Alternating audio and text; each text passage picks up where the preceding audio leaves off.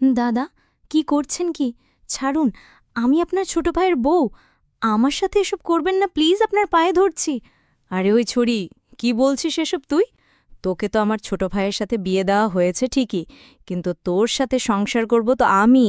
তোর দিনের ভরণপোষণ, রাতের খাওয়ার এখন থেকে আমিই করব, বুঝলি? না না, আপনি কি বলছেন এসব দাদা?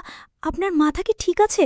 পুরো পরিবার সাথে এলাকাবাসীকে সাক্ষী রেখে আপনার ভাই তো আমাকে বিয়ে করেছিলেন, তাহলে আপনি আমার উপর ভাগ বসাতে আসছেন কেন? আরে ছুরি, যে বিয়েটা আমার ভাই তোকে করেছে এসব ছিল নাটক। তোকে এবং তোর পুরো পরিবারকে আমরা তো ধোঁকা দিয়েছি। এখন বেশি কথা না বলে অনেক রাত হয়েছে, আয় পাশে শুয়ে পড়, এখন আমি তোর সাথে মিশে যাব।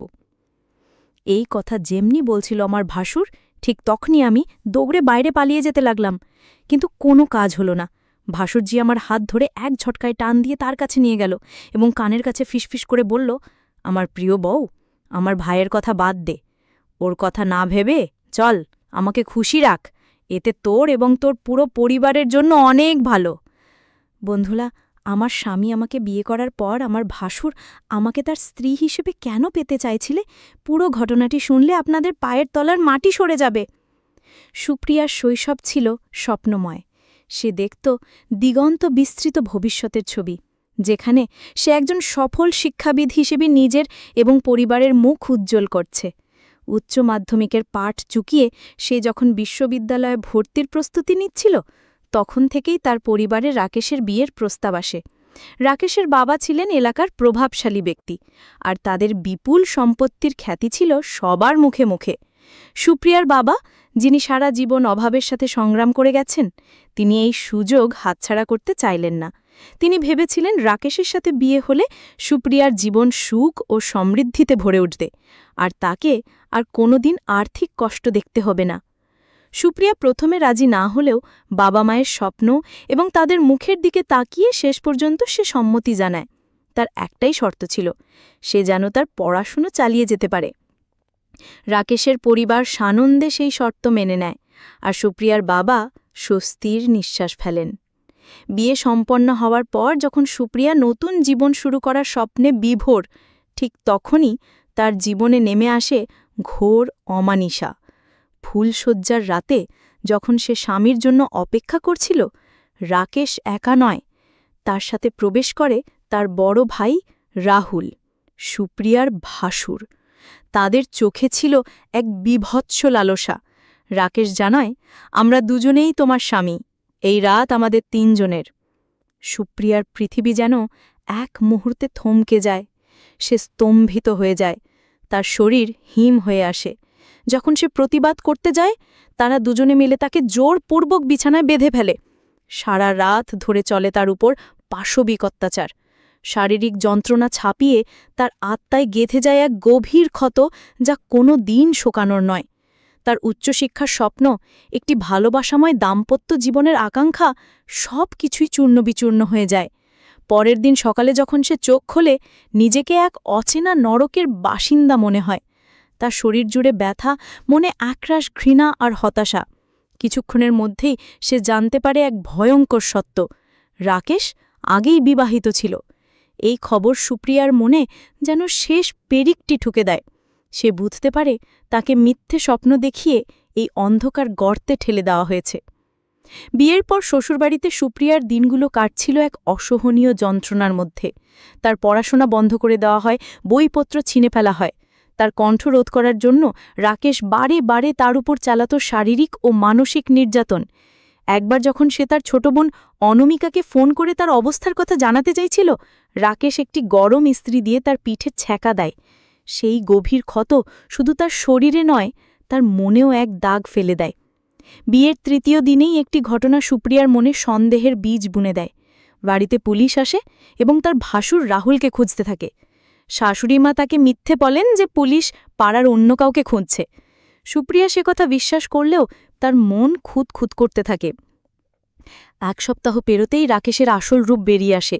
সে বিনা কারণে সুপ্রিয়ার ওপর শারীরিক ও মানসিক নির্যাতন শুরু করে। তাকে ঘর বন্দি করে রাখা হয়, তার সাথে বাইরের জগতের সব যোগাযোগ ছিন্ন করে দেওয়া হয়। একদিন ভাসুর রাহুল সুপ্রিয়ার বিষণ্ণ মুখ দেখে তাকে সান্ত্বনা দেওয়ার ভান করে। সে সুপ্রিয়াকে নতুন বই কিনে দেওয়ার জন্য বাজারে নিয়ে যায়। সুপ্রিয়া ভেবেছিল হয়তো রাহুলের মনে একটু হলেও মনুষ্যত্ব আছে, কিন্তু বাড়ি ফিরতেই তার ভুল ভাঙে।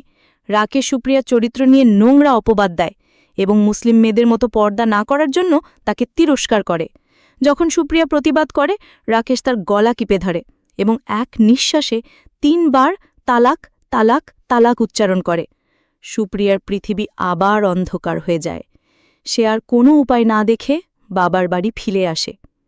বাবা প্রথমে সুপ্রিয়াকে আর শ্বশুরবাড়ি পাঠাতে রাজি ছিলেন না, কিন্তু রাকেশের পরিবার গ্রামে প্রভাবশালী হওয়ায় তারা ক্ষমা চেয়ে সুপ্রিয়াকে ফিরিয়ে নিতে আসে।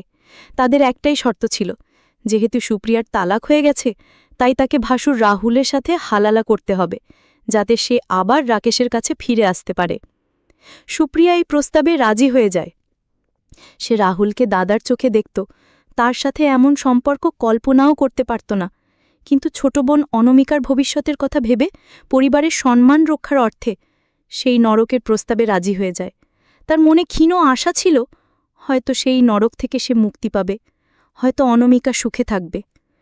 ভাসুরের সাথে হালালা হবার কথা ছিল যে 2 দিন পর রাহুল তাকে তালাক দেবে এবং সুপ্রিয়া আবার রাকেশের কাছে ফিরে আসবে। কিন্তু শ্বশুরবাড়িতে ফিরে আসার পর সুপ্রিয়ার ভয়ে সত্যি হল। রাহুল মদ্যপান করে এসে তাকে জোর করে ধর্ষণ করে, কারণ তার মতে সুপ্রিয়া এখন তার স্ত্রী। সুপ্রিয়ার সমস্ত প্রতিরোধ ব্যর্থ হয়। এই ঘটনা তার আত্মায় আবার আঘাত করে, তাকে মানসিকভাবে আরও ভেঙে দেয়। 2 দিন পর রিয়া নামের একটি মেয়ে তাদের বাড়িতে আসে। রিয়া ছিল রাকেশের প্রথম স্ত্রী, যাকে একইভাবে প্রতারণা করে তালাক দেওয়া হয়েছিল। রিয়ার কাছ থেকে সুপ্রিয়া জানতে পারে এই পুরো চক্রের ভয়াবহ সত্য। রাহুল একটি মাতাল, চরিত্রহীন এবং জুয়াখোর, তাই তার বিয়ে হচ্ছিল না। এই কারণেই তারা রাকেশের মাধ্যমে সুপ্রিয়াকে বিয়ে করে এবং পরিকল্পিতভাবে তালাক দিয়ে রাহুলের সাথে তার হালালা করায়, যাতে রাহুল একটি স্ত্রী পায় এবং সমাজে তার মান রক্ষা হয়। সুপ্রিয়া বুঝতে পারে সে কেবল একটি খেলার পুতুল। যখন সুপ্রিয়া এই অন্যায়ের বিরুদ্ধে প্রতিবাদ করে, তখন শাশুড়িমা, রাকেশ এবং রাহুল 3 জন মিলে তার ওপর শারীরিক ও মানসিক অত্যাচার শুরু করে। তারা তাকে বাড়ি ছেড়ে বের হতে দেয় না, সব দিক থেকে আটকে রাখে। যখন সে তাদের পুলিশের ভয় দেখায়, রাহুল একটি অ্যাসিডের বোতল নিয়ে এসে তার মুখে ছুঁড়ে মারার জন্য। শাশুড়িমা নিজেও এই জঘন্য কাজে তাদের সঙ্গ দেয়। ঠিক সেই মুহূর্তে পুলিশ বাড়িতে ঢুকে রাহুলকে গ্রেফতার করে। সুপ্রিয়া জানতে পারে রিয়াই পুলিশকে খবর দিয়েছিল। শাশুড়িমা রিয়াকে তার বাপের বাড়ি পাঠানোর আগে সুপ্রিয়া লুকিয়ে তাকে সব ঘটনা জানিয়েছিল। রিয়া সুপ্রিয়াকে জড়িয়ে ধরে কাঁদতে থাকে। দুজনেই একে অন্যের কষ্ট অনুভব করে। সেদিন সুপ্রিয়া মানসিকভাবে পুরোপুরি বিধ্বস্ত হয়ে পড়েছিল। এই ঘটনাটি তাকে শিখিয়েছিল যে শুধু টাকা পয়সা দেখে বিয়ে দেওয়া উচিত নয়। জীবনসঙ্গীর ভালোবাসা, সম্মান ও ভালো মানুষ হওয়াটাই সবচেয়ে জরুরি।